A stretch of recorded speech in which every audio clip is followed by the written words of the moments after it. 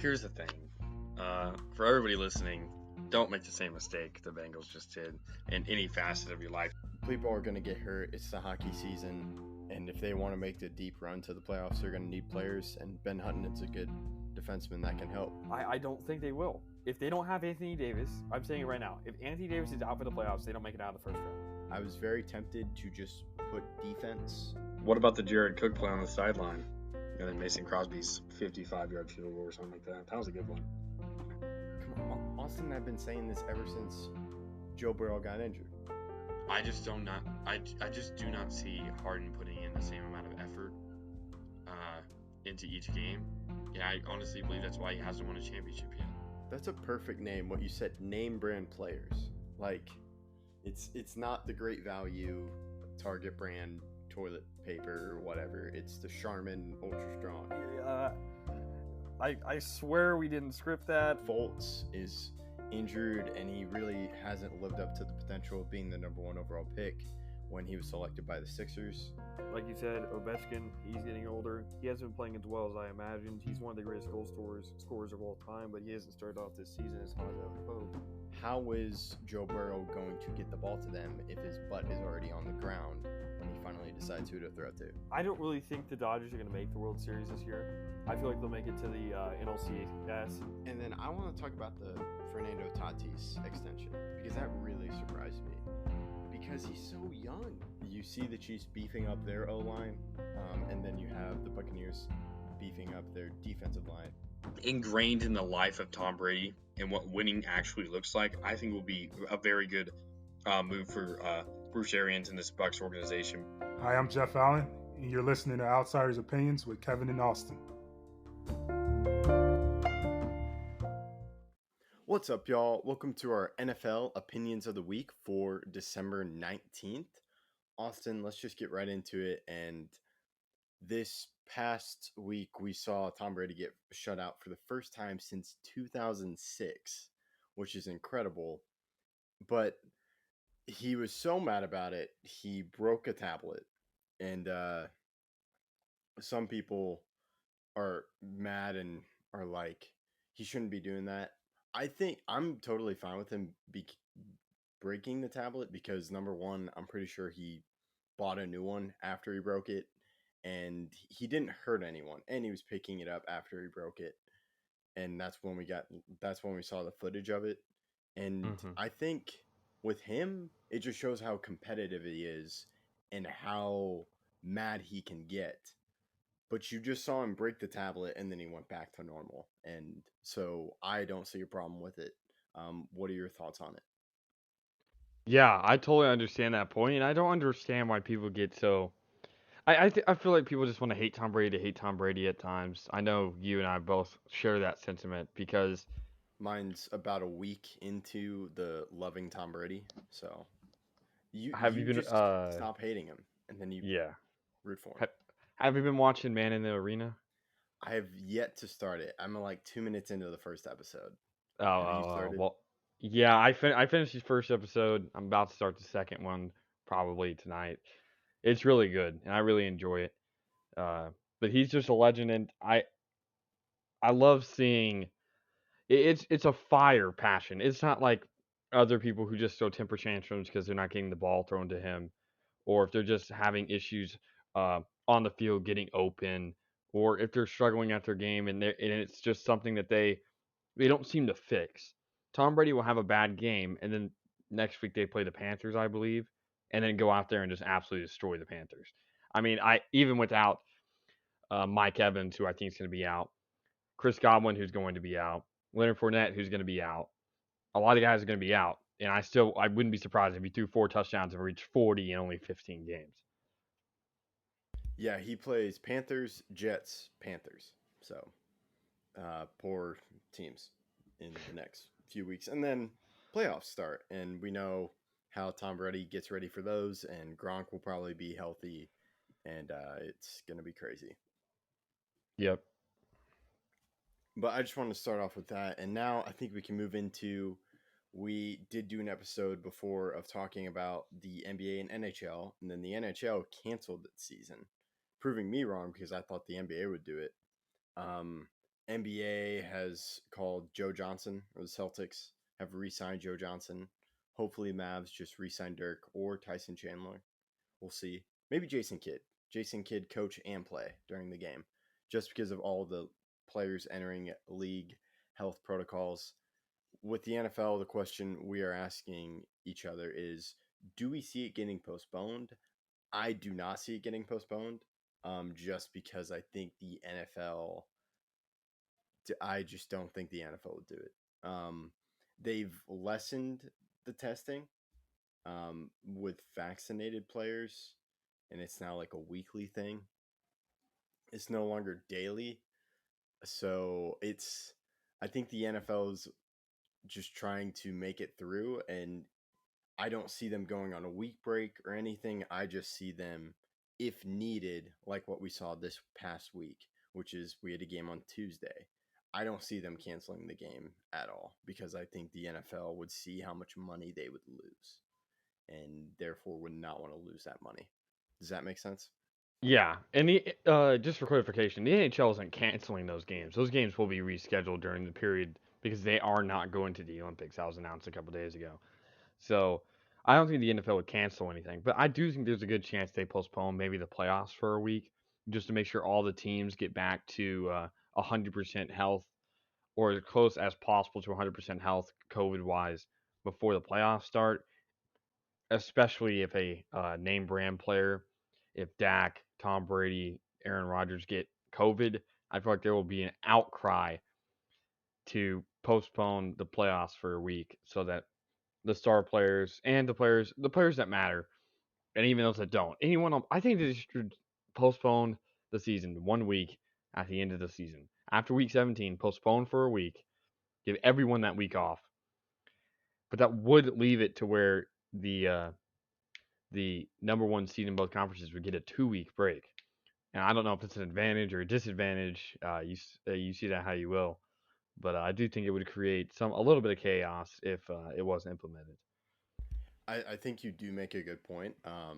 I just don't think the NFL is going to do it.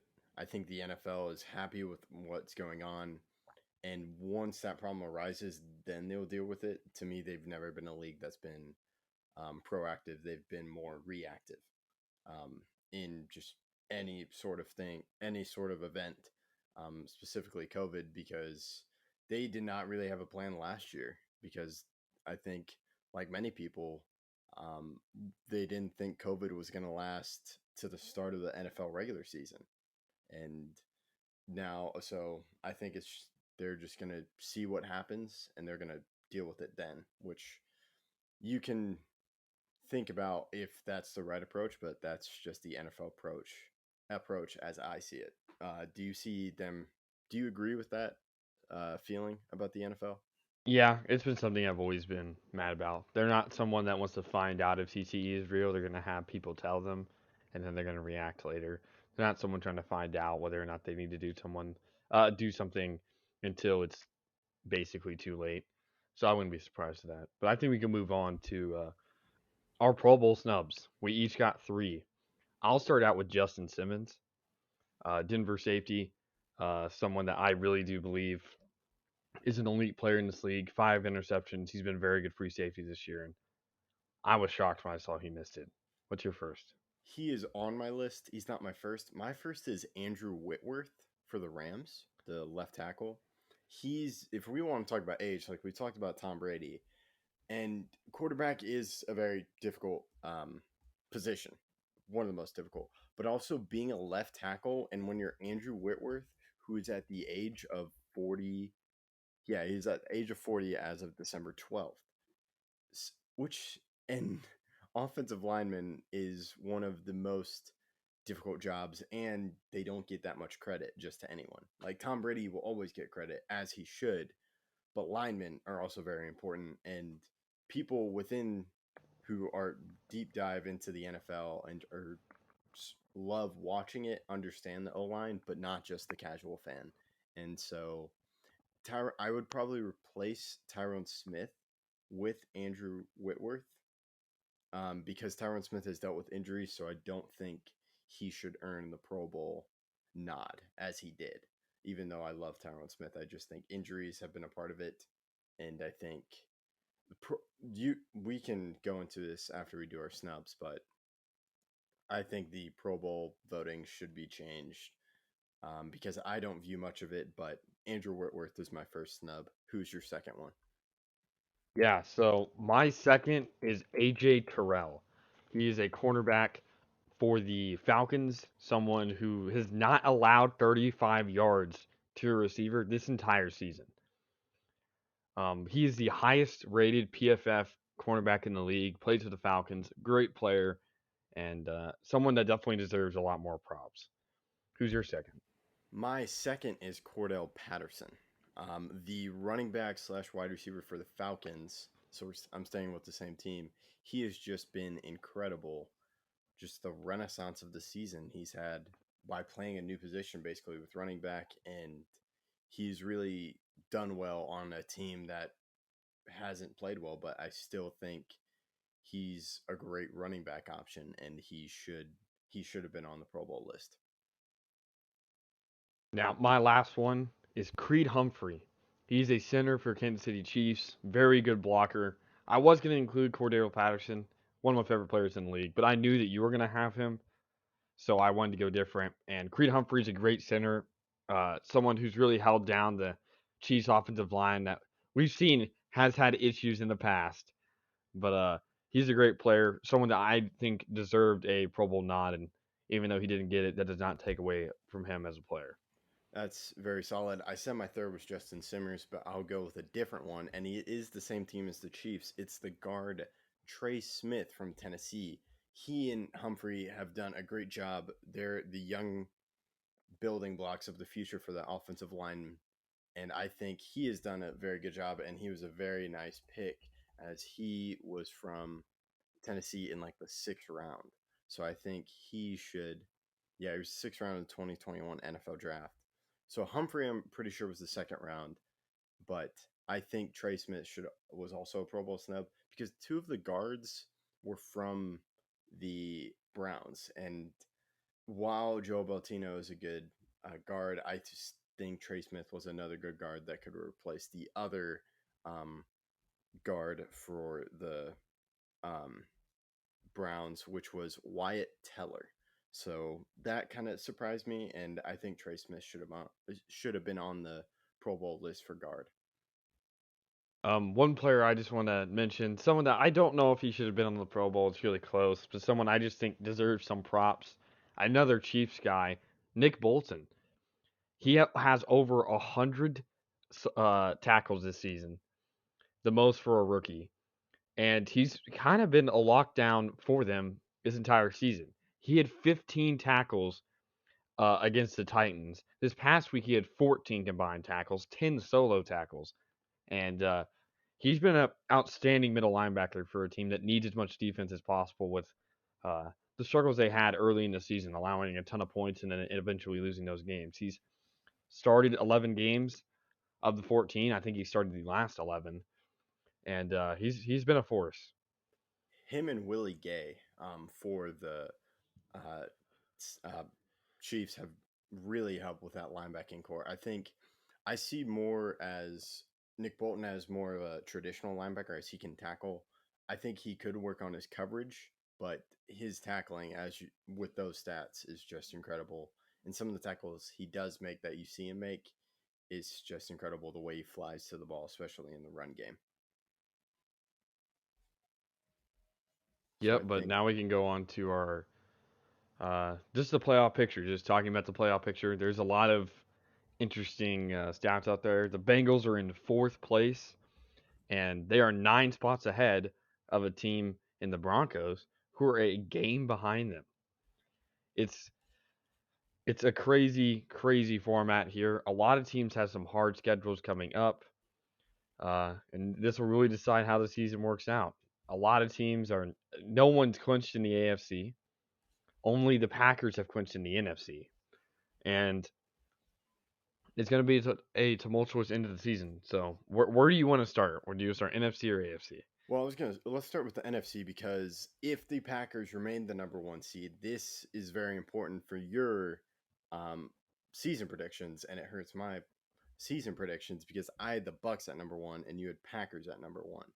So I'm hoping the Browns can pull off an upset against Packers, or maybe the Vikings or Lions do something. Because it would be nice if the Cowboys got number 1, but I think the Bucks. I would really like the Bucks to get the number 1, and just not the Packers, because I don't want you to have those points in our season predictions. That's fair. That's fair. But continuing with the NFC, I'm pretty sure the NFC, the person who will get the 7th seed in the NFC will be 9-8. Maybe 8-9. I find that a little bit more unlikely. But of these teams, the Vikings this week play the Rams, who currently the Rams had the 5 seed, the Vikings had the 7 seed, and the Rams are going to be trying to spoil that Viking story. And I would be shocked if the Vikings win that game, and that gives a perfect avenue for a team like the Eagles, who played the Giants this week. What are your thoughts on that? Well, yeah, that is a good point. And speaking of the Rams, they're the 5th seed because the Cardinals are the 4th seed. But if the Rams if they can keep winning, and I'm pretty sure, no, they've already played the Cardinals twice, but they tied. Cardinals beat the Rams once, and the Rams beat the Cardinals once. So that's a division title winner. That's also a big thing in division seeding. And as much as I wouldn't like it, I'm afraid that the NFC East, another NFC East team is going to make the wild card, which is very surprising. The Saints are also 9. They're the 9th seed, but they could maybe push into the 7th, maybe. And then the 49ers are 6th, which is, I just never saw the 49ers I saw them before the season, but during the season, I just haven't heard much of the 49ers being a playoff team. What are your thoughts on that? I thought they may sneak in. They were a team that I thought was riddled by injuries last season, and that was definitely going to impact their season. But it's going to be tough for a team like Washington. They play the Cowboys, Eagles, and then Giants. All of those are winnable games, in my opinion, because they're a divisional clash, and those games are always winnable. As we've seen, the Lions beat the Vikings in a close game, even though the Vikings are worlds ahead of them in wins. It just doesn't matter in divisional games where there's a lot of tenacity on the line. But I wouldn't be surprised if a team like the Saints fall off, considering the fact that all of their 3 starting QBs, all of their QBs above Ian Book are out with COVID. They or just Jameis Winston's out because of injury, but then Taysom Hill and Trevor Siemian are both going to be out this week, and they're going to have to start Ian Book, the rookie out of Notre Dame, against the Dolphins, who are one of the hottest teams right now in the NFL, and that's going to be a very tough matchup. And is Sean Payton back yet, or is he still out because of COVID? I don't know. Let me check. So, yeah, that is a good point of the Saints falling out. They've just been an inconsistent team, but mostly because of injuries with Jameis Winston. But the Falcons are still in it. Panthers are still in it, but I don't think for much longer. Seahawks are not out, like statistically, but yeah. But I think they'll fall out. Neither are the Giants.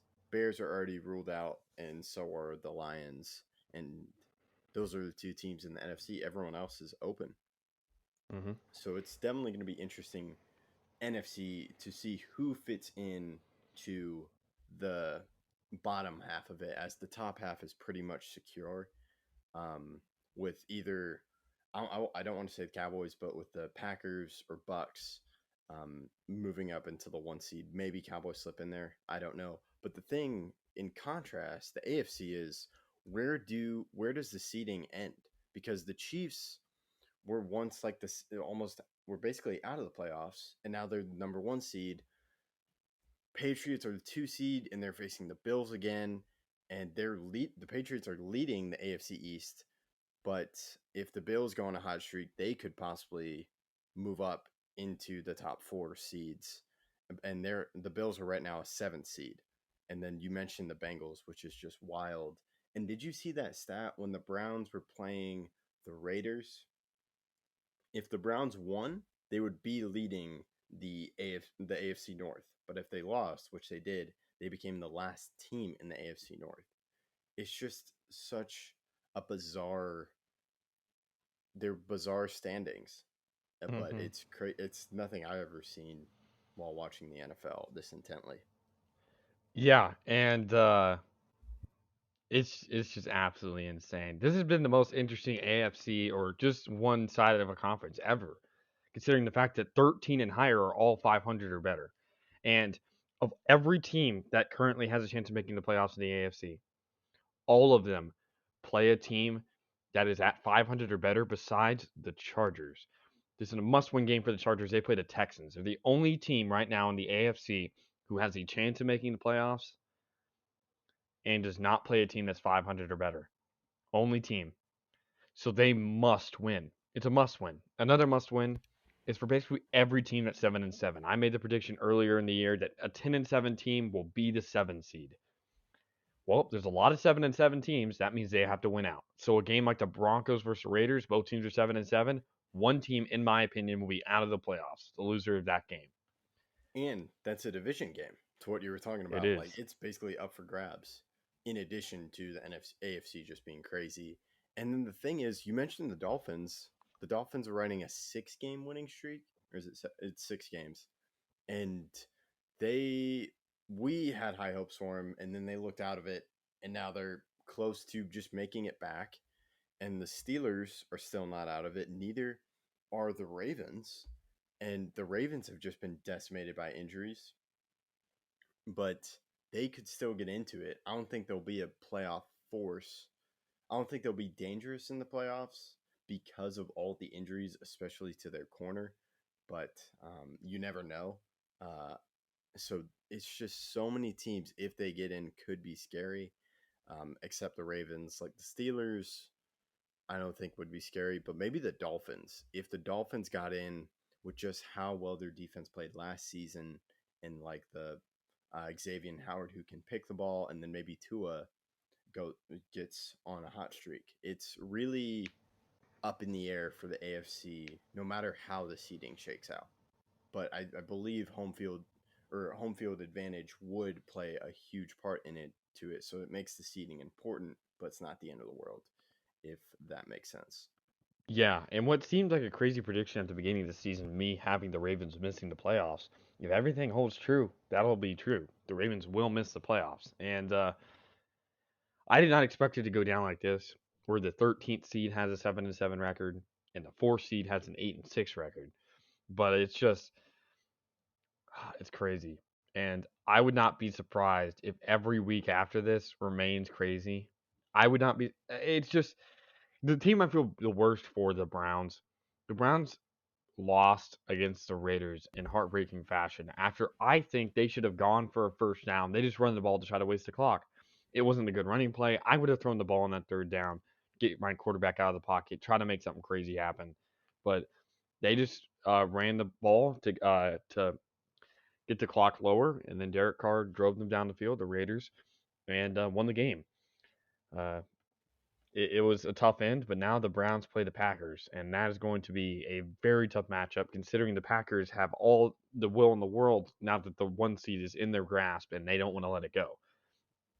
Well, yeah. Another and, team. Speaking, sorry. I'll just speaking of home field advantage in the NFC, that's a huge deal, especially if it's the Packers, because of just the. I know Bucks did it last year, but still, Lambeau is a ridiculous field. I'll let you go back to your point.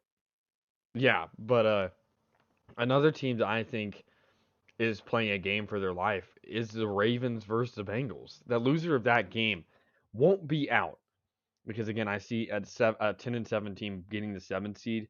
But if the Bengals could beat the Ravens, that puts them in a perfect position to not only win the AFC North, but maybe finish higher than 4th, considering that the Titans are still without Derrick Henry, and the Patriots have some tough matches coming up.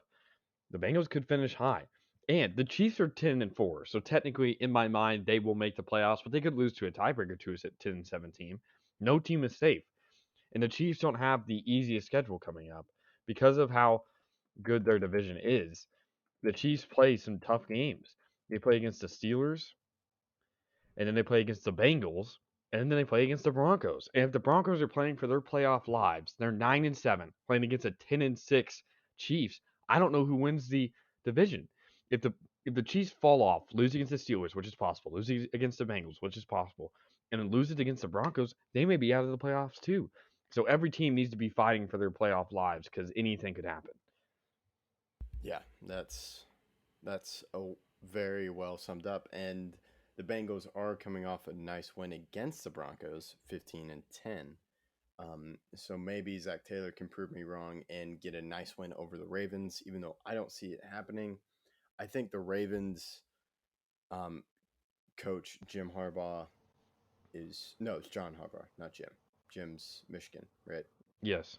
Yeah, that's my bad, confusing the brothers. John Harbaugh he's willing his team into playing, and Marquise Brown was very wide open on that 2-point conversion. But Tyler Huntley just was going straight to Mark Andrews. So, which opens up the other debate. I still wouldn't have done it, but I can now understand the reasoning for going for 2 and how some of the players believe more in John Harbaugh now that he gave them that chance to go win the game and he didn't play it safe. So it'll be interesting to see how the Bengals and Ravens play, because I'm pretty sure the Bengals just annihilated the Ravens when they played earlier this season. Yeah, that's exactly what happened. And the Ravens are going to have to right the ship because they've lost 2 weeks in a row on missed 2-point conversions. Even though I agree with both going for it, unlike you, I can't deny that they lost both of those games in that fashion, which is a tough way to end the season or game. Well, yeah, and have disaster or have huge. They had huge effects on how their season went, because if the Ravens win, they are closer and are on a nice hot streak, and hopefully they get Lamar Jackson back, but maybe they don't. I'm not sure about his status, but if you pull that win over the Packers, that's a huge boost, and maybe they keep going on that ride, but it didn't happen. So we'll have to see how everything shakes out. We'll be back for more NFL opinions next week and talk about what craziness happened. And thank you for listening to Outsiders Opinions.